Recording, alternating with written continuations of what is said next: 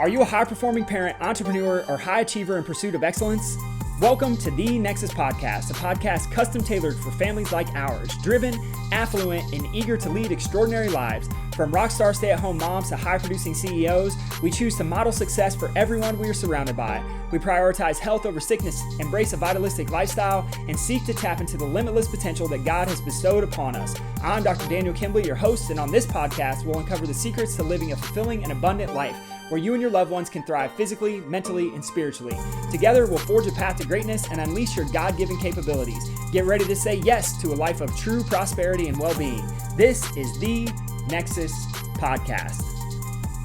Hey, welcome back to another episode of the podcast, and I am just continually fired up. I know I say this like literally every single week, but I'm fired up by what I hear in my office. I'm fired up by the results that we get inside of our practice. I'm fired up by the passion and the joy that God and the abundance that God has surrounded my life with and the people that I get to interact with on a daily basis. And I'm just so excited. So I'll never stop saying it. And actually, I'm unapologetic about it. What I want to talk to you about today is something that I have been asked quite a few times this week. And, you know, there's always, like, we're getting closer to the end of the school year, so I think more parents are realizing, like, okay, sports are about to slow down just a little bit. It's about to be summertime. And so now's, like, the perfect time to be able to make a commitment to being able to get the kids where they want them to be neurologically, and which is what we do in our office. We work 100% with the brain. I know people think about chiropractic and they think of it as the back, but really everything we do is to affect the brain. Our access point to the brain is through movement of the joints of the spine in a very specific way. Not going to get into that on this episode of the podcast, but what I am going to get into, because I get so passionate about it, I get so fired up about it, is a conversation that I have with these families. Then they come in, and it might just be dad or it might just be mom. You know, even we're taking care of an 84-year-old woman right now. And one of the things that's so special is, like, she just walks in yesterday. It's been less than 3 weeks. She walks in yesterday without her walker for the first time. And I'm like, what's going on? Like, where's your walker? And she's like, I don't know. I feel great. I feel better than I felt in the last 5 years. And, like, we get these kind of results, and we see these kind of results with kiddos and with families. But a lot of times, like, people who don't have their kids in yet, they're asking, like, why would that family, like, they have seemingly healthy kids, like, why do they bring the whole family in? You know, why are there 10 kiddos running around the office like it was yesterday, just like complete mayhem? You know, another example of this is, like, yesterday I had a mama, her 2 kiddos came in, and they were not in necessarily good moods. They didn't really want to get adjusted. They just wanted to play with the toys. They didn't want to talk to anybody. And, like, halfway through their adjustments, they completely changed to, she's like, she literally said this to me. She said, did you just fix my kids? She's like, they're so happy. They're smiling. They're talking to people. They're like, you know, more interactive with me and with mom. And it's like, this is what we do when we get to wake up someone's brain. But the reality is like, a lot of people just don't understand this concept of, like, why we would take care of kids. And we have this thing, it's a pyramid that we have in our office. It's kind of a way that we look at why we would take care of kiddos in the first place. And this gets into a philosophical conversation about a paradigm in which you live your life. Now, I don't know about you, but for me personally, I don't want to wait till there's an issue to do something reactively in any aspect of my life. It doesn't matter if it's in business. It doesn't matter if it's in relationship with my wife or relationship with Coco or my physical body. I take active steps today to make sure that certain things don't happen later so that I can continue to function at the highest level possible. And, like, quite frankly, this is what I want for every single person that I get interacted with on a daily basis. Is like, I know that there is a God-given potential inside of each of us. I know that there is a God-given thumbprint of passion and purpose and connection to the Lord and to Holy Spirit and to the things that you love to do. But that's only provided to you if you are in your right state of mind. And when I say right state of mind, I'm literally talking about the way that the brain is functioning. And you can't just meditate yourself into a right state of mind. You can't medicate yourself into a right state of mind. There's this very specific process that happens physiologically that allows us to thrive, that allows us to express ourselves full out. And so a lot of the families that we take care of, they either start coming in because they realize that they want to be proactive, meaning they don't want to have to take the kids to the doctor every time their kids get sick. They don't want to have to wait until there's an issue to do something with their kiddos. So they look at this thing that we do with the brain as preventative, and I'm going to talk you through very scientifically here in just a second of why this is so important. The other is like some people, they have issues with their kids and then they bring them in later because they realize that like, oh my gosh, something's not right. But I heard a friend say something about chiropractic and how I help with this kid's motor tics, or this kid's autism, or this kid's sensory issues, or this kid's sleep issues, or this kid's digestive issues, or this kid's mood, or this kid's behavior. Like all the stuff that we see on a day-to-day basis. And I can share so many case studies with you of things I've heard just in the last 2 weeks of parents saying like, literally my kids are totally different. Literally my kid is reading without a headache for the first time. Literally my kid is not complaining about not being able to read because his eyes hurt, or things like that. And like there's so much that I think that we don't know, and I didn't know until I started learning more about chiropractic and about the brain. And so here's what happens, right? Is like the traditional approach, the traditional medical approach is that if there are no symptoms, then the kiddo is healthy. And so this is kind of how this plays out a lot of times when I sit down with people inside of our office, is that they bring their kid in, they bring them in at 3 months old, and they're like, you know, kiddo's having digestive issues, they're pretty fussy, they're having difficulty breastfeeding on one side or the other.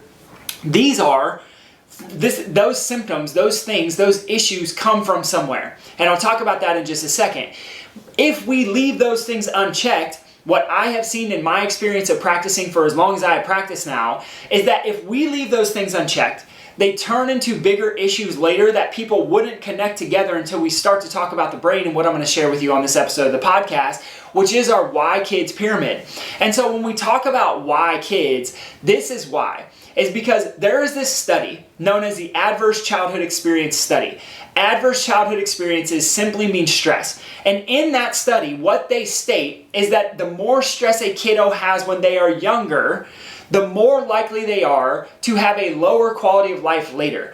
And so what this means is if we talk about quality of life, we can talk about how much money they make, so literally socioeconomic status. So a kid who has more stress when they are younger will make less money in the future. A kid who has more stress when they are younger will have higher incidences of disease in the future. A kid who has more stress when they are younger will have more issues with drug and alcohol abuse. A kid who has more stress when they are younger will have higher incidences of divorce rate. The list could go on and on and on. So however you define success, like I would define success as some of those things. And I'm not saying it's the end all be all, but the reality is that we know through all the research that we've been conducting for a long time, since the 60s, is that when a kid has more stress, that affects physiologically and structurally what happens inside of the brain. And remember that chiropractic care is designed to address the brain when done correctly the way that we do in our office. And so if we talk about trauma, right, where the question would be like, well, how does a 3-month-old or how does a 1-month-old or how does a 1-week-old get trauma? What we know is that 99% of healthy births, healthy vaginal births, we're not talking about C-sections, we're not talking about, like vacuum extraction and things like that. We're talking about 99% of healthy births. We know that there is some level of traction put on the spinal cord of kiddos for when they take their first breath of life. If we go back before the birthing process even, we know that if mom is stressed out and mom has stress hormones floating around in her system, those are negatively affecting the baby's development in utero.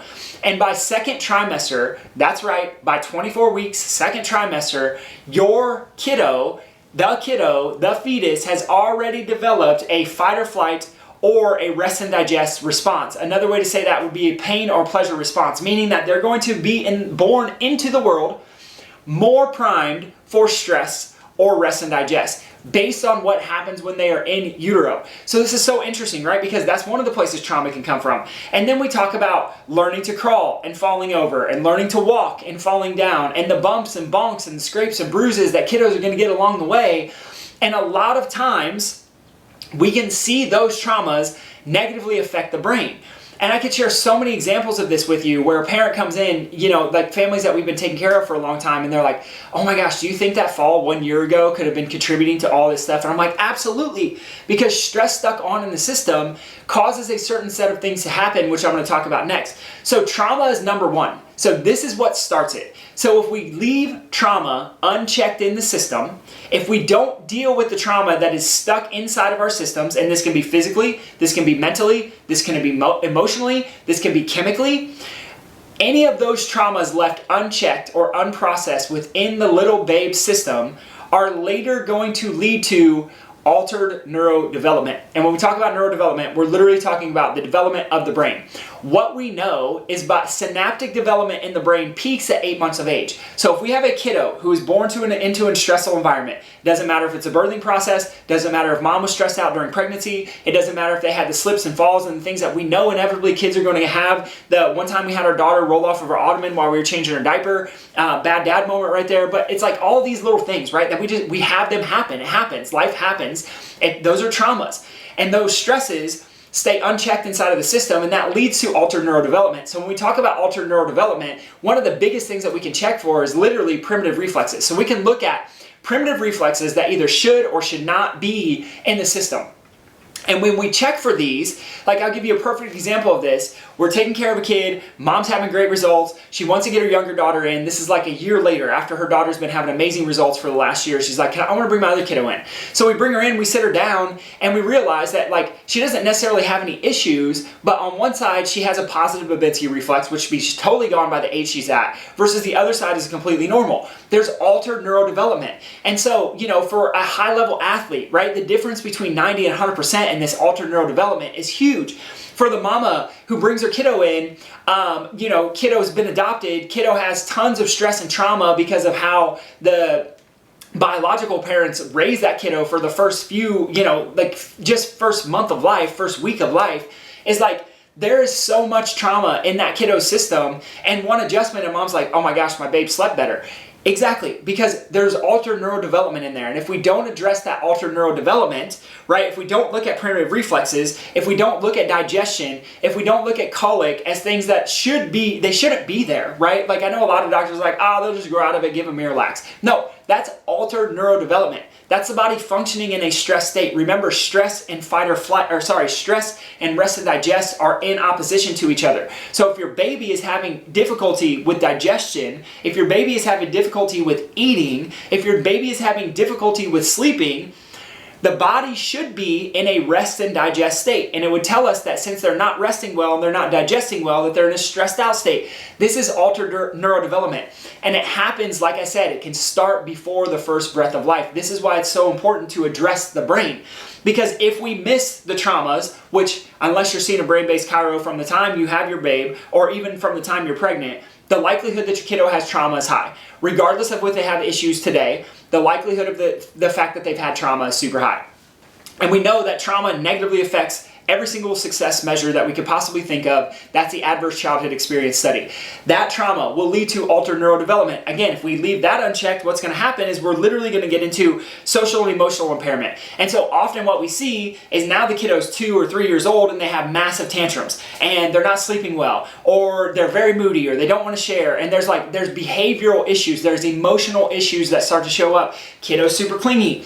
And some of these things are normal for development, but to a certain point, right? So we have trauma, and then if we leave the trauma unchecked, we're going to lead into altered neurodevelopment. That altered neurodevelopment is going to allow for a decreased function of the frontal cortex, which actually allows us to modulate and regulate what emotions we express at certain times and not. So then if we have social and emotional impairment, this is where usually parents realize like, oh my gosh, I think there's something up with my kiddo. Like they don't make eye contact, they're super attached to people, or they're not super attached to people, or they only like men, or they only like women, or they have they have tantrums on the regular. Like this could be a number of things, right? But those social and emotional impairments are eventually going to lead into a diagnosis or some kind of disability. So now we have the 3-year-old who had tantrums, but they were colicky when they were younger because mom was super stressed out because mom and dad were moving from one state to another state during pregnancy, and there was a whole bunch of stress and switching jobs and all the things. And so baby's born into the world with stress. Then we have the stress and trauma of falling down and learning to walk, etc. And then at 2 and 3 years old, we start to have this emotional neural development, this emotional impairment,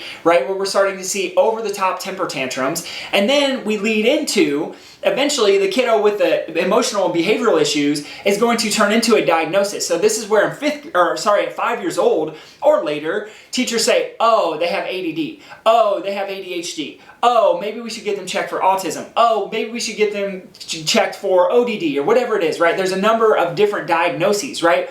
But the reality is that those diagnoses are nothing more than a collection of symptoms that we could have put together and we could have started to prevent it long before the kiddo ever had this diagnosis in the first place. So diagnosis is like very, very low on the list of importance, right? There were a number of factors that were contributing to before.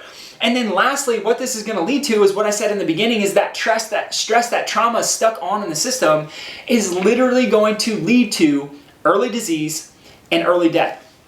This is why in the United States, I hope if you didn't know this, like this is mind-blowing to me, is that kiddos under the age of 16 years old, more than 50% of them are diagnosed with at least one chronic illness. One chronic illness by the time they're 16 years old. So like there's something that's happening, right? And in my world, in the world that we live in the preventative world of medicine and the preventative world of making sure people are functioning at 100%, is realizing that their traumas left unchecked, their stress left unchecked, their altered neural development that was never checked for, their diagnosis and their emotional stuff that parents were just told that, oh, my kiddo will grow out of it, could have actually been addressed at that moment in time and not led into the diagnosis eventually, and then later early disease and death. And so this is why I get so passionate about this is because when parents ask me, I'm like, we're literally setting kiddos up for a different trajectory of life. And I've seen this so many times to know that it is true that I will talk about this like forever, for the rest of my life, because I know for a fact that each one of us, you've heard me talk about teaching, each one of us has the exact same God-given potential to express ourselves at 100%, to live at 100%, to live life to the fullest. We have it within us. There are plenty of studies that talk about genetics and how chiropractic care can actually influence whatever genetic capabilities we already have in our systems. And so it's so cool, and this is why I get passionate about it. When parents ask me like, why would that family get adjusted? It's because they realize that this is the thing. This is the thing. Addressing the brain, addressing movement of the joints of the spine is what is going to allow for a new level of life. And when I see this is the most special part about it, is like, not only do we have the mama with the 1-year-old babe who has difficulty sleeping, who starts sleeping well. Not only is that baby, do we know that they're going to be on a different trajectory of life because we have started to turn off that stress and trauma in their system by moving joints of the spine and waking up the frontal cortex of the brain. Not only have we turned off that stress and trauma in the system, but what we have also done is created a mom who's more at peace, created a household that's more at peace. And when that baby grows up into this world, they're literally going to connect with people on a different level. And this is how I believe that we change the planet. So my friends, I hope you got some value out of this episode. Just remember that trauma left unchecked is going to lead to altered neural development. That altered neural development, which most people do not check for, by the way, is going to lead to emotional impairment. That emotional impairment leads to a diagnosis. That diagnosis is going to lead to early disease, and the trajectory we're on right now, it's only getting worse, not better, because most people are taught that if you don't have any symptoms, then there's nothing wrong. So my friends, I love you. I appreciate you. I will for sure come at you again next week. Peace.